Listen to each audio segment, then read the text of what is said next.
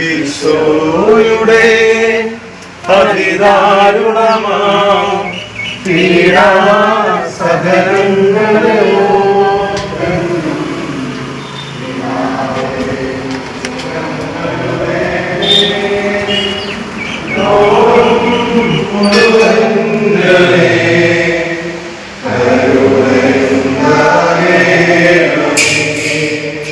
ദൈവം അവയെ ഇങ്ങനെ അനുഗ്രഹിച്ചു.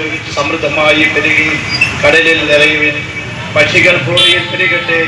സന്ധ്യയായി പ്രഭാതമായി അഞ്ചാം ദിവസം. കർത്താവായ യേശുക്രിസ്തുവിന്റെ സ്നേഹം ഈ ദേശം മുഴുവനും ഈ ശബ്ദപരിധിക്കുള്ളവരെ നിറയപ്പെടുവാനായിട്ട് ഞങ്ങൾ ആഗ്രഹിക്കുന്നു. സ്നേഹം നിറഞ്ഞ കരുനാഗപ്പള്ളി ഈ പ്രദേശത്തെ ദൈവത്തിൻ്റെ സ്വന്തം ജനമേ, ഞങ്ങളിവിടെ ആയിരിക്കുന്നത് കർത്താവായ യേശുക്രിസ്തുവിന്റെ സ്നേഹത്തെ കുറിച്ച് അല്പസമയം നിങ്ങളുമായി പങ്കുവെക്കുവാനാണ്. ഞങ്ങളെ ഓരോരുത്തരെയും വ്യക്തിപരമായി സ്നേഹിക്കുന്ന, അതിരുകളില്ലാതെ വ്യവസ്ഥകളില്ലാതെ ഇപ്പോൾ ഞങ്ങൾ ആയിരിക്കുന്ന അവസ്ഥയിൽ നമ്മെ സ്നേഹിക്കുന്ന അനന്ത സ്നേഹമായ പരിശുദ്ധ പരമ ദിവ്യകാരുണ്യേശ്വരിക്ക് നേരവും ആരാധനയും സ്തുതിയും പുകഴ്ചയും ഉണ്ടായിരിക്കട്ടെ. പ്രിയപ്പെട്ട ദൈവത്തിന് ഏറ്റവും പ്രിയപ്പെട്ട ഈ പ്രദേശത്തുള്ള സകല ദൈവമക്കളെയും, നമ്മെ സ്നേഹിക്കുന്ന, നമ്മെ പരിപാലിക്കുന്ന അവിടുത്തെ കരങ്ങളിലേക്ക് ഞങ്ങൾ സമർപ്പിക്കുന്നു. ഈ മധ്യാഹ്ന സൂര്യൻ്റെ ചൂടേറ്റ് വിവിധ ജീവിത പ്രവർത്തനങ്ങളിൽ വ്യാപൃതരായിരിക്കുന്ന നമ്മെ ഈ ദിനം എത്രയോ കാരുണ്യത്തോടുകൂടി അവിടുന്ന് സ്നേഹിക്കുന്നുവെന്ന് അറിയുമ്പോൾ അത് നമ്മെ സംബന്ധിച്ച് വളരെ സന്തോഷപ്രദമായ ഒരു കാര്യമാണ്. പ്രിയപ്പെട്ടവരെ, സകല ജനങ്ങളെയും രക്ഷിക്കുവാൻ വേണ്ടി ഈ ഭൂമിയിലേക്ക് ദൈവം അയച്ച ദൈവത്തിൻ്റെ പ്രിയപുത്രന്റെ ആ വലിയ സന്തോഷം നിങ്ങളുടെ ഓരോരുത്തരുടെയും ഹൃദയങ്ങളിൽ അവിടുത്തെ വലിയ സമാധാനം നിറയട്ടെ എന്ന് ആത്മാർത്ഥമായി പ്രാർത്ഥിക്കുന്നു. തിരഞ്ഞെടുത്തതിന് സ്വർഗത്തിലെ കൂടെ വസിക്കുന്ന ഞങ്ങളുടെ ദൈവത്തിന് ഞങ്ങൾ നന്ദി പറയുകയാണ്. പ്രിയ സഹോദരങ്ങളെ, ഇന്ന് ഈ പ്രഭാതം മുതൽ ഈ സമയം വരെയും നമ്മൾ ജീവിച്ചിരിക്കുന്നു എന്നത് തന്നെ ദൈവത്തിന്റെ വലിയ കരുണയുടെ അടയാളമാണ്. പ്രഭാതത്തിൽ ഈ പ്രഭാതം കാണാതെ എത്രയോ മനുഷ്യര് ഈ ഭൂമിയിൽ നിന്നും മൺമറഞ്ഞു പോയി എങ്കിലും നമ്മളിവിടെ ആയിരിക്കുന്നത്, ജീവനോടെ ആയിരിക്കുന്നത് ദൈവത്തിന്റെ സ്നേഹവും കരുതലുമാണെന്ന് നമ്മൾ തിരിച്ചറിയണം.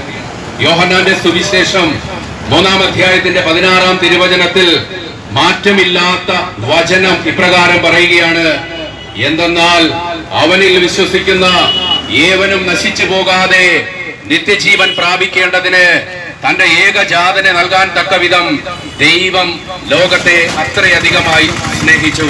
പ്രിയപ്പെട്ട സഹോദര സഹോദരി, ദൈവം നിന്നെ വ്യവസ്ഥകളില്ലാതെ സ്നേഹിക്കുന്നു. നീ ആയിരിക്കുന്ന അവസ്ഥയിൽ നിന്റെ കുറവുകളോടുകൂടി നിന്നെ സ്നേഹിക്കുന്നത് ദൈവമായ കർത്താവ് മാത്രമാണ്. മനുഷ്യരുടെ സ്നേഹം മാറിപ്പോകാം, മനുഷ്യരുടെ സ്നേഹത്തിന് വ്യവസ്ഥകൾ ഉണ്ടാകാം. പക്ഷേ നമ്മെ പാതി വഴിയിൽ മനുഷ്യൻ ഉപേക്ഷിച്ചാലും കർത്താവായ യേശുക്രിസ്തുവിന്റെ സ്നേഹം അനുദിനം നമ്മെ പിന്തുടരുന്നുണ്ട്, നമ്മുടെ കൂടെയാണ് എന്ന് നമ്മൾ തിരിച്ചറിയണം. ഒരു മനുഷ്യനെ സംബന്ധിച്ചിടത്തോളം അവന്റെ ജീവിതം ഏറിയാൽ 70-ഓ 80-ഓ വയസ്സുവരെ ആയിരിക്കാം. അത്രയും നമ്മൾ ജീവിച്ചാൽ അത് തന്നെ വലിയ ഭാഗ്യമാണ്. പ്രിയപ്പെട്ട സഹോദരങ്ങളെ, ഈ കാലഘട്ടം അത്രയും നമ്മൾ ജീവിച്ച് ഈ ഭൂമിയിൽ നിന്നും മൺമറഞ്ഞു പോകുവാൻ വിളിക്കപ്പെട്ടവരല്ല. സത്യ ദൈവത്തെ അറിയുക, സ്നേഹിക്കുന്ന ദൈവത്തെ അറിയുക. പിതാവായ ദൈവം സ്വപുത്രനെ നമ്മുടെ പാപങ്ങൾക്ക് വേണ്ടി ഈ ഭൂമിയിലേക്ക് അയച്ചു എന്ന വലിയ സത്യത്തെ നമ്മൾ തിരിച്ചറിയുമ്പോഴാണ് നമ്മുടെ വിശ്വാസ ജീവിതത്തിന് മാറ്റമുണ്ടാകുന്നത്, അഭിഷേകമുണ്ടാകുന്നത്. സത്യദൈവത്തെ തിരിച്ചറിയുക. നിങ്ങൾ സത്യം അറിയുക, സത്യം നിങ്ങളെ സ്വതന്ത്രരാക്കും. എന്താണ് പ്രിയപ്പെട്ട സഹോദര സഹോദരി സത്യം? സത്യം എന്നത് ലോകത്തിന്റെ പാപങ്ങൾക്ക് പരിഹാരം ചെയ്ത മിശിഹ നിന്നെ സ്നേഹിക്കുന്നു എന്ന സത്യമാണ് ഈ ഭൂമിയിൽ നീ തിരിച്ചറിയേണ്ടത്. ആ സത്യത്തിന് വേണ്ടിയാണ് നീ നിലകൊള്ളേണ്ടത്.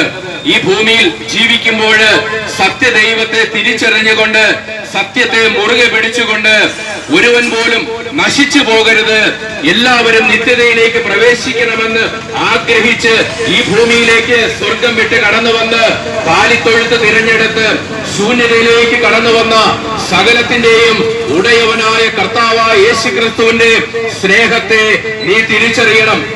30 വർഷത്തോളം യേശു ജ്ഞാനത്തിലും പ്രായത്തിലും അറിവുള്ള മകനായി സ്വന്തം മാതാപിതാക്കളെ അനുസരിച്ചുകൊണ്ട് നസ്രത്തിലെ തിരുക്കുടുംബത്തിൽ ആയിരുന്നു. പ്രിയപ്പെട്ട സഹോദരങ്ങളെ, 3 വർഷക്കാലം പരസ്യ ജീവിത കാലഘട്ടത്തിൽ കർത്താവ് ഈശോ മിശിഹ ചെയ്തതും പ്രവർത്തിച്ചതും ജീവിച്ചതും ഒക്കെ ഇന്ന് ഈ കാലഘട്ടത്തിൽ ജീവിക്കുന്ന, ഇനി വരാനിരിക്കുന്ന കാലഘട്ടത്തിൽ ജനിക്കാനിരിക്കുന്നവർക്ക് വേണ്ടിയാണ് കർത്താവ് 3 വർഷം ചെയ്തു വെച്ചത്, കടന്നുപോയത്. നമുക്കറിയാം, വേദപുസ്തകം പറയുകയാണ് കർത്താവിന്റെ സ്നേഹത്തെക്കുറിച്ച്, ഒരിക്കലും മാറ്റമില്ലാത്ത സ്നേഹത്തെക്കുറിച്ച്.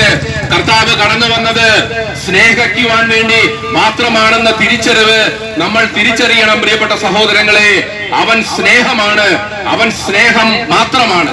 നമ്മുടെ ജീവിതത്തിൽ, അനുദിന ജീവിതത്തിൽ നമ്മൾ നേരിടുന്ന രോഗങ്ങളോ പീഡകളോ പട്ടിണികളോ നഗ്നതകളോ ആപത്തോ വാളോ എന്തൊക്കെയായിരുന്നാലും യേശു എന്ന സത്യദൈവം നിന്റെ കൂടെയുണ്ട് എന്ന വിശ്വാസ സത്യത്തെ നീ തിരിച്ചറിയുമ്പോഴാണ് നീ യേശുവിൽ ഒരു പുതിയ സൃഷ്ടിയായി നീ ജീവിക്കുവാൻ വേണ്ടി പരിശ്രമിക്കുന്നത്.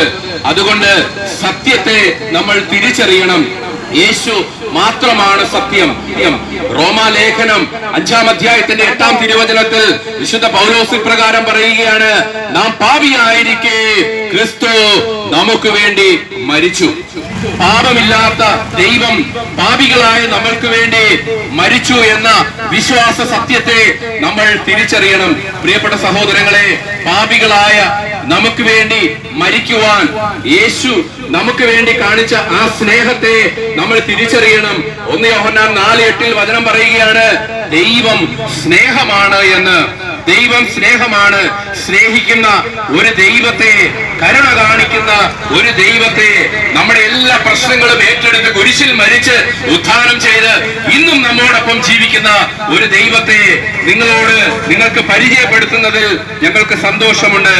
കരുണ കാണിക്കുന്ന ഒരു ദൈവം, കരുണയുള്ള ഒരു ദൈവം, ആ ദൈവത്തിന്റെ സ്നേഹത്തിലേക്ക് നിങ്ങൾ എല്ലാവരും കടന്നു വരികയും ആ കരുണയിൽ ആശ്രയിക്കുകയും ദൈവപിതാവിന്റെ കരുണയിൽ ആശ്രയിക്കുവാൻ വിളിക്കപ്പെട്ട വ്യക്തികളാണ് നമ്മളെന്ന തിരിച്ചറിവിൽ ഈ ഭൂമിയിൽ ജീവിക്കുകയും അതനുസരിച്ച് നമ്മുടെ ജീവിതത്തെ ക്രമപ്പെടുത്തുകയും ചെയ്യുവാനുള്ള കൃപാവരം കർത്താവായ യേശുക്രിസ്തു നമുക്ക് നൽകട്ടെ എന്ന് പ്രാർത്ഥിച്ചുകൊണ്ട് ഈ കരുനാഗപ്പള്ളി ദേശത്ത് കർത്താവ് ഈശോ മിശിഹായുടെ കരുണയുണ്ടാകട്ടെ എന്ന് പ്രാർത്ഥിക്കുകയാണ്.